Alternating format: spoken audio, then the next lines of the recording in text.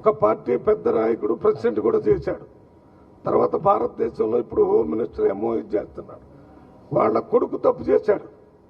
ఆ కొడుకు తప్పు చేసిన దాని మీద ఆ తప్పు మీద ఏ రకంగా పోలీసులు కేసు పెట్టాలా, ఇన్వెస్టిగేట్ చేయాలా, దాని మీద ప్రత్యేక చర్యలు రేవంత్ రెడ్డి గారు తీసుకుంటున్నారు. కేటీఆర్ గారు చెప్పినట్టుగా నేనేమన్నా రేవంత్ రెడ్డి గారు బండి సంజయ్నే ఉన్నా ఆయన పదవి నుంచి తీసేస్తాడు, ఆయనకు హక్కుందా, చేసే అవకాశం ఉందా?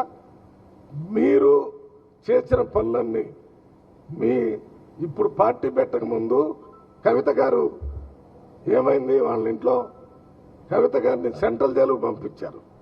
అప్పుడేమైనా కేసీఆర్ రిజైన్ చేశాడా, లేకపోతే కేటీఆర్ రిజైన్ చేశాడా, హరీష్ రావు చేశాడా? ఊరికే నోటికి వచ్చినట్టు మాట్లాడుతున్నారు. పార్టీలు వేరైనా కానీ బీజేపీయా, కాంగ్రెసా, లేకపోతే బీఆర్ఎస్ఆ, ఏ పార్టీ అయినా కొన్ని మానవ సంబంధమైన రిలేషన్ ఉండాలి. ప్రతి ఒక్కళ్ళకి పిల్లలు ఉంటారు. పిల్లలు అప్పుడప్పుడు తప్పు చేసే అవకాశం ఉంటుంది. అతన్ని ఏమైనా రక్షించి రాకుండా చేస్తే దాన్ని వ్యతిరేకిస్తాం. ఆయన హోమ్ మినిస్టర్గా ఉన్నాడు, అయినా కానీ ఆయన వచ్చారు, సరెండర్ అయ్యారు, కేసు పెట్టారు, మళ్ళీ ఇప్పుడు వేరే రకంగా తీసుకొని ఇన్వెస్టిగేట్ చేస్తారంటున్నారు. ఇవన్నీ చట్టం ప్రకారం జరుగుతాయి. మీరు చేసిన మీ ఇంట్లో ఇటువంటి కేసు జరిగింది కదా, ప్రూవ్ అయిపోయి పంపించి జైలుకు పంపారు కదా, కవిత జైల్లో ఉంది కదా, అప్పుడెందుకు మీరు రిజైన్ చేయలేదు? కేటీఆర్ ఊరికే నోటికొచ్చినట్టు మాట్లాడుతున్నారు. కాంగ్రెస్ పార్టీలో ఏం పని జరగలేదో చెప్తున్నావు కానీ ప్రజలకి ఏం పనులు చేశారో మీరు చెప్పడం లేదు. ఇవాళ రాష్ట్రంలో ప్రతి కుటుంబంలో కాంగ్రెస్ పార్టీ చేసిన ఏదో ఒక సంక్షేమ కార్యక్రమం వాళ్ళకి అందుతుంది.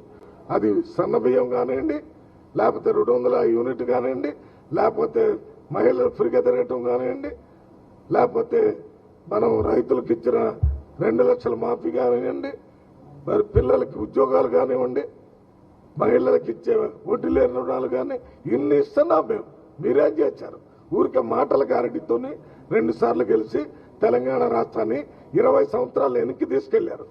ఇప్పుడు చూడండి తెలంగాణ ఎక్కడ పోతుంది, 4th సిటీ వస్తుంది, చుట్టూ త్రిబుల్ తీసుకొని వస్తున్నారు.